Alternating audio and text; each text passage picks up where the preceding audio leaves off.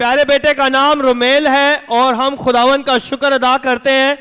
दूसरी मेरी फेवरेट गवाही, क्योंकि ये बेटा कहता है कि हर महीने मैं अपनी दायकी खुदावन के घर में रेगुलर देता हूं। जब हम खुदा की बादशाहत में रेगुलर बोते हैं तो रेगुलर खुदावन हमें बरकत देता है। लास्ट मंथ ये अपना टारगेट जो इनके हिसाब से था मिस कर चुके थे, लेकिन जब हेड ऑफिस से मेल आई तो ये सेकंड पोजीशन पे थे। हालेलुया! जोरदार तालियां बजाएं, यीशु के नाम को जलाल दे। खुदावन हर काम करने की कुदरत रखता है।